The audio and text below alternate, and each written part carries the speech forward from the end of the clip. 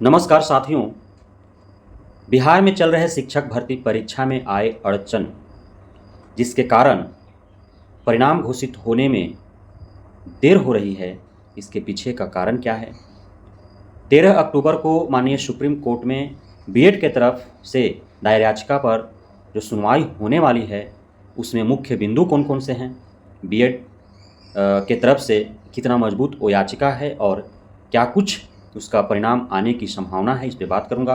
साथ ही कल NIOS DElEd को लेकर के जो अफवाहें फैली, उसे लेकर के उसकी क्या सच्चाई है, उस पर भी बात करूँगा। बन रही है इस वीडियो में अंत तक। मैं राकेश वर्मा आप सभी का स्वागत करता हूं आपके अपने भरोसेमंद और पसंदीदा यूट्यूब चैनल SN गुरुकुल पर। दोस्तों, रिजल्ट कब घोषित होगी यह सिर्फ अनुमान ही लगाया जा सकता है, क्योंकि हर 4 दिन 5 दिन पर कोई ना कोई याचिकाएं की सुनवाई सुप्रीम कोर्ट में हो रही हैं और उसके इंतज़ार में परिणाम घोषित होने की तिथि दिन प्रतिदिन आगे बढ़ती जा रही है। लगा था कि 9 अक्टूबर का जो SLP का सुनवाई होने वाला है, उसके बाद 10 अक्टूबर को परिणाम घोषित हो जाएंगे, लेकिन 13 अक्टूबर को एक और सुनवाई होनी है। बीएड के तरफ से दीपांकर गौरव जी, मिकूपाल जी एवं अन्य 66 पेटिशनर के द्वारा जो याचिका दाखिल किया गया है, उसकी सुनवाई होनी है। अब उसका इंतज़ार किया जा रहा है। उसके बाद एक और खतरा मंडरा रहा है कि कहीं पुनः बिहार सरकार फ्रेश रिट पटिशन लेकर के माननीय सुप्रीम कोर्ट में न चला जाए। इसके कारण भी परिणाम घोषित जो है वो होने में समय लग जाएगा। हालांकि दूसरी तरफ देखा जाए तो BPSC आयोग और शिक्षा विभाग अपने अन्य कार्यों को निपटाते जा रही है और बहुत तेज़ी से वो सारी प्रक्रियाओं को निपटाने का व्यवस्था भी बना रही है। जहाँ तक जो सिलेक्टेड अभ्यर्थी होंगे उनका योगदान लेने की बात हो, डॉक्यूमेंटेशन की बात हो, इन सारे कार्यों के लिए वो व्यवस्था बना रही है। दोस्तों, 13 अक्टूबर को जो सुनवाई होनी है उसमें मुख्य रूप से बिहार के बीएड धारी पेटिशनर्स हैं, लेकिन उसमें KVS में सम्मिलित बीएड धारी भी आईए दाखिल कर पेटिशनर बने हैं और डीएलएड के साथीगण आईए दाखिल करके रिस्पोंडेंट बने हैं। तो 13 अक्टूबर के दिन भी वकीलों का जमावड़ा देखने को मिलेगा सुप्रीम कोर्ट में दोनों पक्षों के तरफ से। क्या कुछ होगा यह तो समय बताएगा। 9 अक्टूबर बिहार सरकार का SLP जिस बेंच पर गया था, बोपन्ना साहब के बेंच पर, उसी बेंच पर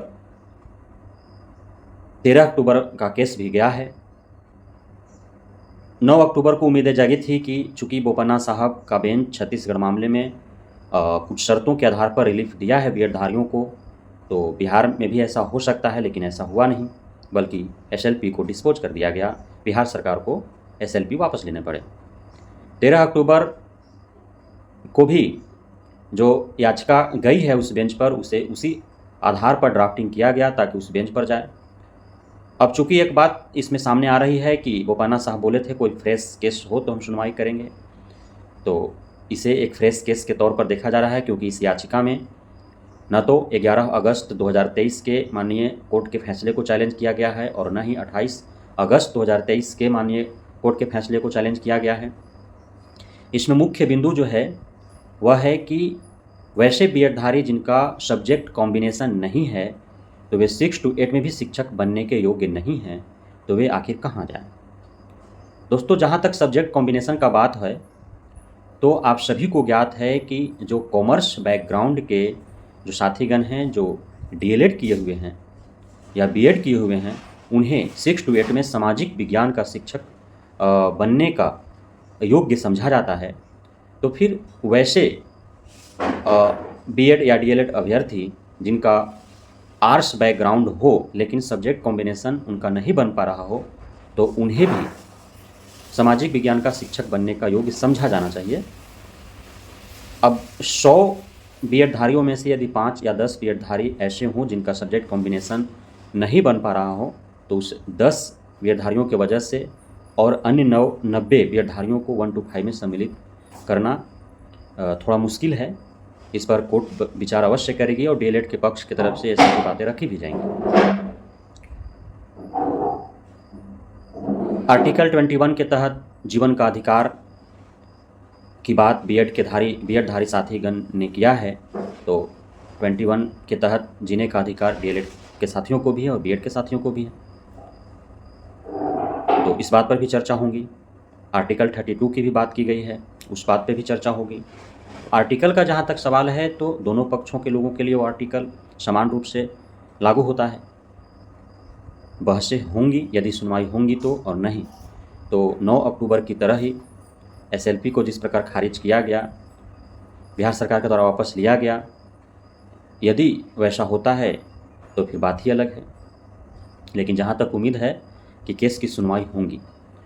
दूसरी बात है कि यदि केस की सुनवाई होती है, उसी दिन यदि माननीय जज के द्वारा निर्णय दे दिया जाता है, तो उसके बाद 2-4 दिनों के अंदर रिजल्ट का कल्पना किया जा सकता है। लेकिन यदि उस दिन सुनवाई नहीं हो पाती है और डेट आगे एक्सटेंड कर दिया जाता है, तो फिर रिजल्ट आने में देर अवश्य ही होंगे। बात एनआईओएस डीएलएड की करें तो साथियों, एनआईओएस डीएलएड 6 हाई कोर्ट से मान्य है, वो अपना केस जीत चुकी है। माननीय सुप्रीम कोर्ट में केस गई है। मैं इस पर पहले भी आपको वीडियो बना करके बताया था कि 3 अक्टूबर के दिन जो माननीय जज के द्वारा क्रॉस क्वेश्चन किए गए थे, वो क्वेश्चन लाजमी था, सामान्य था, किया जाना चाहिए था, उससे घबराने वाली बात नहीं है।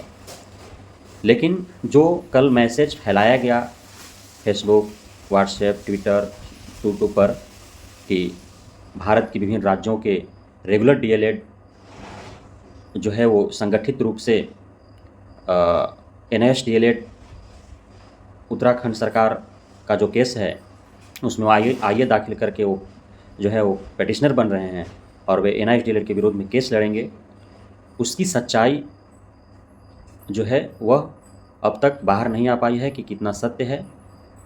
और इसको लेकर के कहा जा रहा है कि यह कुछ असामाजिक तत्वों के द्वारा ऐसा फैलाया गया है, जिससे एनआईओएस डीएलएड वालों को घबराने की आवश्यकता नहीं है, लेकिन सतर्क रहने की आवश्यकता है।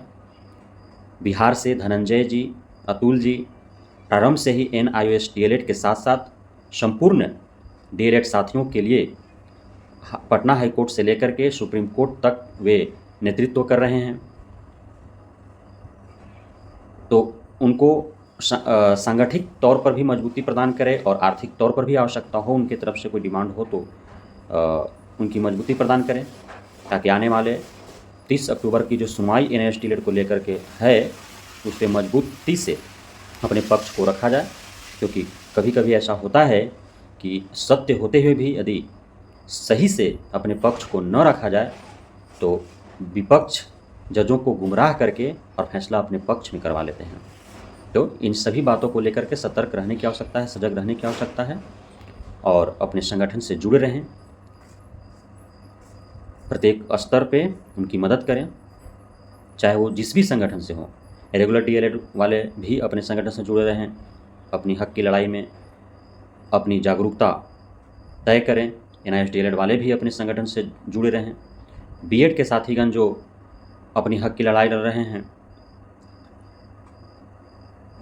वे भी संगठन से जुड़े हुए हैं और मोटे रकम भी चंदा के रूप में वो दे रहे हैं, लेकिन प्रत्येक स्तर पर उनका दिया हुआ जो चंदा है का पैसा है वह बेकार साबित हो रहा है। क्योंकि 1 नहीं 2 नहीं बल्कि 5-5 बार माननीय सुप्रीम कोर्ट, माननीय हाई कोर्ट, एनसीटीई से यह बात क्लियर हो चुकी है कि बीएड को 1 to 5 में शामिल नहीं करना है। उसके बावजूद यदि वे बिचौलियों के चक्कर में आकर के यदि चंदा दे रहे हैं तो शायद यह गलत ही है। ऐसा अपने आप को लूटने से उन्हें रोकना चाहिए। बहुत बहुत धन्यवाद आप सभी साथियों का हमारे साथ जुड़ने के लिए, हमारे साथ बने।